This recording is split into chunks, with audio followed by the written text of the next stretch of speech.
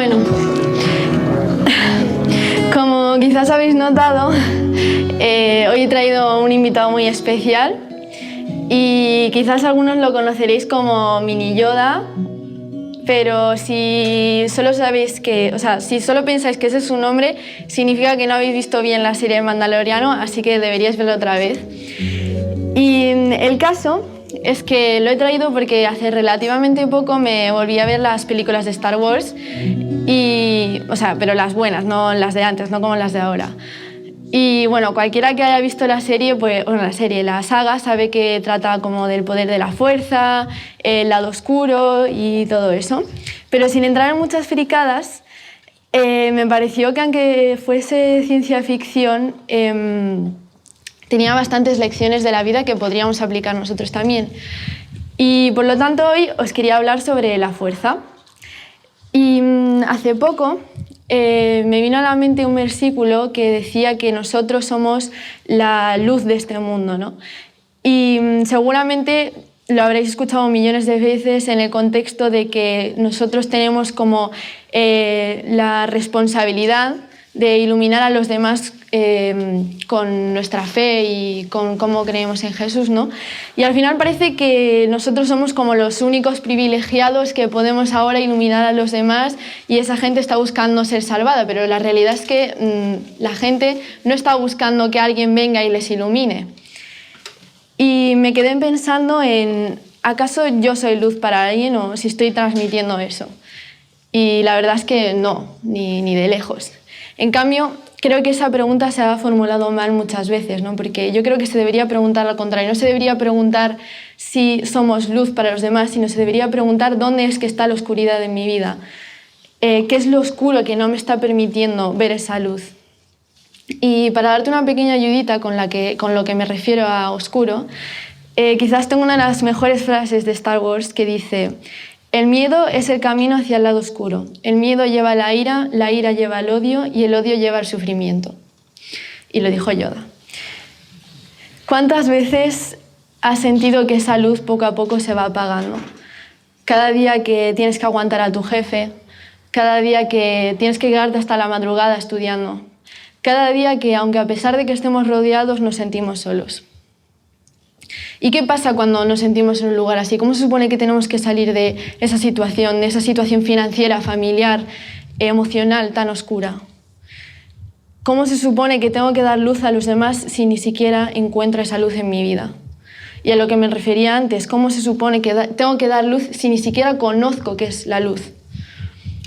Y probablemente durante el año pasado o este año estás luchando con tus propias fuerzas contra un futuro incierto y desconocido, como hemos vivido todos, ¿no? Quizás no estás atravesando una tragedia de estas que se desencadenan en segundos, quizás tu vida ha sido una larga tragedia, quizás tus relaciones son un desastre, quizás te atormentan aún las decisiones del pasado. Pero yo creo que lo que más nos cuesta, es llevar esa máscara que nos ponemos todo el rato aparentando que todo está bien, ¿no? Que somos felices. Y estamos en una época donde directamente nosotros mismos vendemos una vida editada, una realidad que no es verdadera. Y al no haber transparencia nos volvemos marionetas del mismo juego, una y otra vez repitiéndose. Tantas veces en tu día a día que ya no sabes cómo salir de ese bucle. ¿Y cómo salimos de ese fondo tan profundo? Y hablando sobre profundidad, pues os quería contar una experiencia que he tenido. Yo desde que era muy pequeña me daba mucho miedo en general las cosas, y entre una de esas cosas era el mar. O sea, no el mar en sí, sino la profundidad y, ¿sabes?, no saber qué hay debajo, que solo ves sombras. De repente una alga te toca el pie y piensas que es un tiburón y en realidad solo estás hasta los tobillos. Y yo recuerdo que cuando era muy pequeña estábamos mi hermano y yo viendo la tele en verano y salió la película de Anaconda. Entonces mi hermano me dijo: no mires la peli, que luego vas a tener miedo cuando vayamos a la piscina. Pero bueno, yo súper cabezota dije que no, que sí, que la voy a mirar, que no voy a tener miedo. Y efectivamente luego cuando fuimos a la piscina, pues me estaba muriendo de miedo. Y es que era una piscina donde cabíamos 5 personas, o sea, y se veía perfectamente lo que había y todo eso. El caso es que el verano pasado estuve en una playa en Galicia y estábamos jugando con una pelota, ¿no?, en la orilla, y el que perdiese tenía que ir nadando hasta la boya. Y claro, a mí hace poco me habían hecho la broma de que en Galicia, en esa playa o algo parecido, pasaban tiburones o orcas, no sé qué era. Pero es que parece una tontería, pero claro, se te mete en el subconsciente y al final te lo crees. Entonces yo di todo por no perder, ¿sabes? Y el caso es que, bueno, se fueron los que habían perdido y yo me fui a la toalla, no sé qué, y claro, estaba viendo ahí cómo se chocaban contra las olas, cómo estaban muriéndose de risa, y pensé, ¿de verdad voy a dejar que una tontería que me han dicho que era broma me vaya a privar de pasármelo también? Y entonces salí corriendo, nadamos hasta la boya, la tocamos, volví con todas las piernas, con todos los brazos, o sea que no me comió ninguna anaconda. Y sé que no sé, esto ya muy emocionante, pero para mí fue un logro, la verdad. Pero ya que he sacado el tema del mar y la profundidad y todo esto, os quería preguntar si alguien sabe más o menos cuánto creéis que es la mayor profundidad que hay en el océano. ¿Sí, lo sabe? Más o menos. Sí, más o menos. Hay unos científicos que dicen que en las islas de Mariana hay como no sé cómo se llama, como un foso o algo así, y tiene la profundidad de aproximadamente 11.000 metros, ¿vale? Para que te puedas imaginar más o menos de qué dimensiones estoy hablando, si comparamos esa profundidad, supera por más de 2.000 metros la altura del monte Everest. Así que de esto he sacado dos conclusiones. La primera es que hay animales peores y más grandes que una anaconda, y la segunda es que esos animales nunca han visto ni un rayo de luz, porque ahí no llega la luz, ¿no? Así que están en una oscuridad absoluta. Y yo espero que no visites nunca un lugar así, porque yo tengo claro que ni loca, pero a lo mejor ahora mismo estás tocando ese tipo de fondo en tu vida emocional o espiritual. Has llegado al punto en el que no ves la luz y que la soledad de la oscuridad te está abrumando. Porque no hay nadie que entienda tu dolor, tu ansiedad, tu crisis, y te sientes solo. Y tu oración sin respuesta y a veces sin sentido. Los días se vuelven más pesados, las noches más largas. Y yo es algo que a lo largo del año pasado, más concretamente en la cuarentena, he sentido, ¿no? La pereza combinada con no hacer nada, pero a la vez tener que hacer un montón de cosas. Y llegó un momento en el que dejé de orar, dejé de pensar en Dios. Y claro, después retomar la esperanza, la fe, pues era difícil. Sobre todo cuando te has acostumbrado a no necesitarlo. Y yo llevaba todo el peso de mis preocupaciones, de mis miedos, de mis inseguridades en la espalda, y lo peor es que pensaba que yo podría con ello. Y me topé con un versículo en Mateo 11, 28, 29, que dice: «Venid a mí todos los que estéis trabajados y cargados, y yo os haré descansar. Llevad mi yugo sobre vosotros y aprended de mí, que soy manso y humilde de corazón, y hallaréis descanso para vuestras almas». Al leer este versículo, ¿a vosotros qué os evoca la palabra yugo? Porque generalmente tiene un sentido como negativo, ¿no? Algo pesado, algo que no te deja avanzar, y eso es lo que yo sentía, que Dios me estaba aplastando, que era demasiado creer en algo que para mí en ese momento no tenía sentido. Me sentía cansada, agotada, pero Dios promete que encontraremos ese descanso. No importan las batallas que dentro de ti se libren, no importan las cargas que tengas. Aunque a veces yo creo que interpretamos ese descanso un poco mal, porque el descanso no es no hacer nada, el descanso no es no socializar con nadie, porque el descanso tampoco es ignorar a Dios. Entonces, claro, la pregunta es, ¿qué es el descanso y dónde se encuentra? Pues yo creo que este tiene 3 dimensiones. La primera es en ti. Cuando tus preocupaciones ya no tienen poder sobre ti, sobre tus elecciones, sobre tu actitud, ahí es cuando el descanso está en ti. Y volviendo un poco a Star Wars, ¿vale? Esto me recordó al segundo episodio, donde Obi-Wan le recuerda todo el rato a Anakin que controle sus emociones porque están interfiriendo en sus acciones, porque estaba pensando todo el rato en Padme, no sé qué, Padme, bla, bla, bla, y al final no podía hacer bien su trabajo, así que digamos. Y creo que se ve en la serie, no en la película, pero hay una serie de Star Wars también como en dibujos animados, y en ese momento es cuando Yoda nota una perturbación en la fuerza. ¿Y cuántas veces estamos tan preocupados, tan nublados por nuestras preocupaciones, que no podemos tomar decisiones racionales? Porque cuando el descanso se encuentra en ti, cuando Dios está en ti, todas esas preocupaciones se desvanecen como el agua cuando se evapora. Después el descanso está contigo, porque no eres perfecto y no puedes hacer todo por ti mismo. Y Dios está ahí para tomar el relevo y guiarte paso a paso. Y al final esto va un poco en contra de lo que nos dice el mundo, ¿no? De esa fuerza de voluntad que sale mágicamente de nosotros. Y sí, somos fuertes, pero es gracias a Dios. Y si pensamos que no, es que quizás tu fuerza está anclada a una inseguridad, algo que te exige y te mueve a creer que eres fuerte o que eres mejor que el otro. Finalmente, también el descanso está para ti, porque una vez que conoces la paz que viene de Dios, a través de este descanso puedes navegar más fácilmente hacia las relaciones, hacia las situaciones. Y al final este sería como el último paso, ¿no? Que al final también será más difícil, porque es cuando las otras dos dan su fruto. Y de esta manera también recuperamos la capacidad de, aunque nos pasen cosas malas, no dejamos que estos sentimientos interfieran en nuestras decisiones y podemos avanzar y podemos también soportar el peso de nuestras cargas junto a Dios. Y yo no sé si a día de hoy soy capaz siquiera de conseguir la primera, y no sé si ni siquiera tú eres capaz. Quizás piensas que todo está controlado, que puedes hacerlo por ti mismo. Quizás entiendes que no eres perfecto porque te lo llevan diciendo toda la vida, pero aún así sientes como que necesitas hacerlo todo por tu cuenta, ¿no? Quizás piensas totalmente lo contrario, que no vas a hacer nada por tu cuenta porque llevan toda la vida diciéndote, recordándote todos tus errores. ¿Y qué pasa cuando nos sentimos así? ¿Cómo se supone que tengo que seguir con Dios cuando se muere un ser querido? Cuando muere mi relación, cuando se separa mi familia. Quizás has tenido que enterrar a alguien por una enfermedad o por un infortunio. A lo mejor ha sido recientemente, o quizás cargas con ese dolor durante años. Y al final no puedes volver a ser la misma persona, ¿no?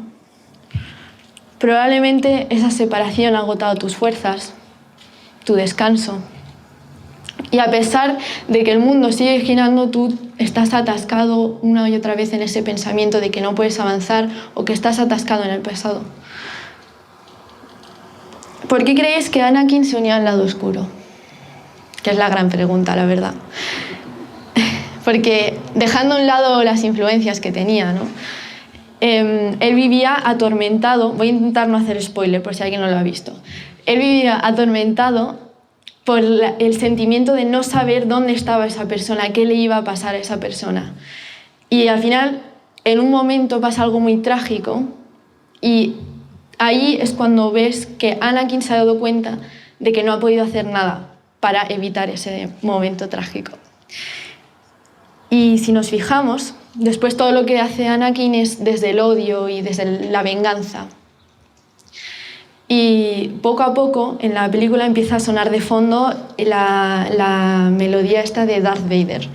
Y Yoda le dijo, el miedo a la pérdida, un camino hacia el lado oscuro es.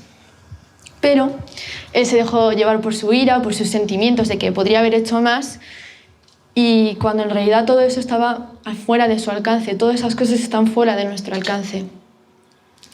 En cambio, en Job 36:15 dice, por medio del sufrimiento Dios salva al que sufre, por medio del dolor le hace entender.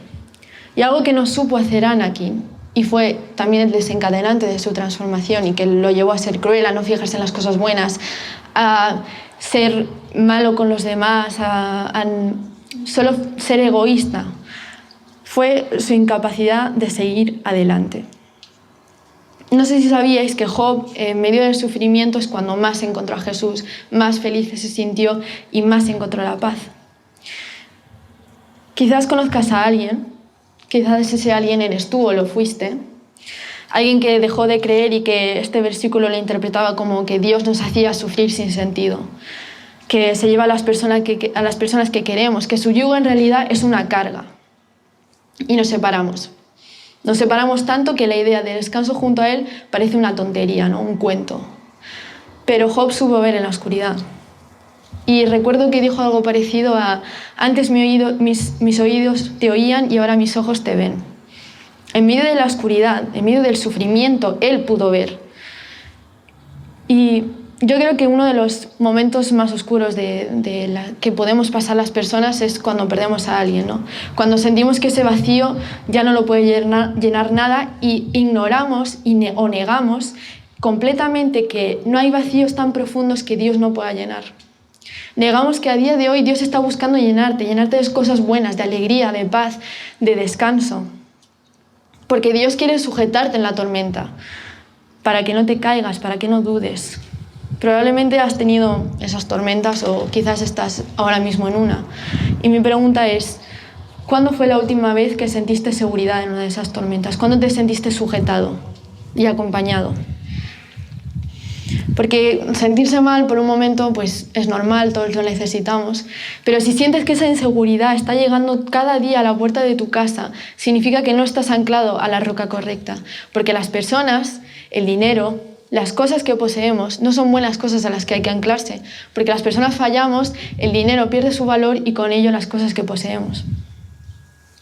Necesitamos un lugar a donde ir, ¿no? Un puerto seguro, unas manos que sabemos que no nos van a fallar, unos brazos que nos van a dar ese calor que necesitamos, algo que nos devuelva la fuerza. Porque la fuerza habita en todos, y no es lo que se ve, sino lo que sentimos. En Isaías 40:31 dice: pero los que confían en el Señor tendrán siempre nuevas fuerzas y podrán volar como las águilas, podrán correr sin cansarse y caminar sin fatigarse. Y mi pregunta que quiero que te quedes hoy es: ¿de dónde vienen tus fuerzas? ¿Qué es lo que te hace poner una sonrisa un lunes o algo así? ¿Sabes? Cuando a nadie le apetece madrugar. Porque por medio de Dios somos capaces de vencer el miedo, de mantenernos firmes en las tormentas, de reflejar esa luz, de la fuerza que proviene de Él y que nos está dando. Y lo único que tenemos que hacer es confiar. Confiar en que está a tu lado, confiar en que si un día si nos sentimos solos, Él va a estar esperando a que vayas y le cuentes todos tus problemas. Confiar en que Él no es el culpable de la muerte, confiar en que Él es el que nos va a devolver la vida y la esperanza. Al principio mencioné un versículo en Mateo 11, 28, 29, que hablaba sobre el yugo, ¿no? Que es un peso que tenemos que llevar y todo eso. En cambio, por si alguien lo ha buscado, el yugo del que habla Jesús es diferente a lo que creemos, ¿no? Lo voy a repetir un momento. Dice: llevad mi yugo sobre vosotros y aprended de mí, que soy manso y humilde de corazón, y hallaréis descanso para vuestras almas, porque, aquí viene lo importante, mi yugo es fácil y ligera mi carga. Claro, yo al leerlo pensé, como si fuese tan fácil, ¿no?, llevar esa carga. Y bueno, lo cierto es que la mayoría de las veces no es fácil, pero en realidad ese yugo del que está hablando Jesús es para sujetar a dos bueyes juntos y que así puedan trabajar la tierra los dos. Entonces, lo que te pide Jesús es que le tomes de la mano y que juntos podáis trabajar la tierra hacia las cosas buenas. Él es el que te lleva, Él es el que tira de ti, Él es el que va a cargar todas tus preocupaciones para que tú puedas seguir avanzando.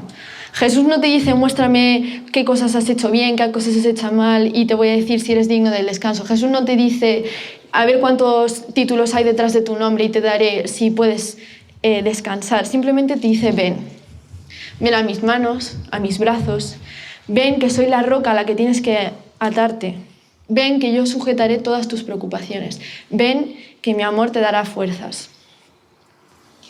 Tal vez tus cargas son un pecado que has estado llevando, una inseguridad. Tal vez tus cargas son tan pesadas que ni siquiera puedes pensar en cuánto pesa. Pero quiero que lo pienses un momento. ¿Cuánto pesa esa enfermedad?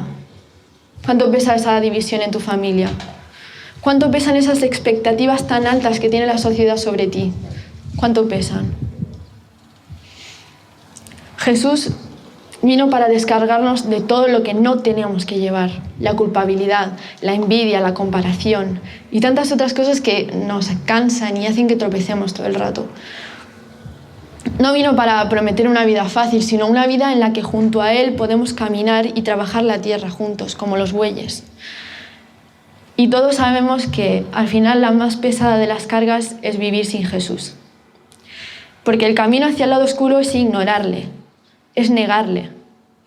Ir por libre mientras el yugo del mundo nos está tirando hacia atrás, mientras que el suyo nos puede llegar a sitios inimaginables, porque con y por Él tenemos alegría, fe, confianza, porque Él es la fuerza. Cuando estamos lejos de Jesús, no sé si os pasa, pero yo noto que mi futuro es como inseguro, como incierto, no sabemos qué va a pasar. Pero si estamos con Él, si lo sentimos a nuestro lado, tenemos la seguridad de, sea quien seas a día de hoy o fuiste, quizás te llamaron divorciado, inútil, incapaz. Solamente hay que fijarse en algunos de los personajes de la Biblia, ¿no? María Magdalena, una prostituta, Zaqueo, un recaudador de impuestos. Y es verdad, ¿a quién le cae bien un recaudador de impuestos? Pero todo esto para Jesús no tenía importancia. Porque ellos pasaron a ser sus discípulos, no una prostituta, no un recaudador de impuestos, porque nuestras etiquetas valen lo mismo para Dios como una mota de polvo. Así que ya te puedes olvidar porque nadie te va a recordar por esos nombres, porque cuando vivamos con Jesús dejaremos de ser y de aparentar, porque Él hará que nuestro nombre cambie para siempre. Y ya que hablo sobre la fuerza, siento que aunque quizás es un poco cliché, debería hablar sobre un personaje de la Biblia que tenía mucha fuerza, ¿no? Y quizás te suene, ¿no? Que tenía el pelo largo, que mató a un león o algo así, ¿no? Pero para contextualizarte vamos a hacer un pequeño resumen.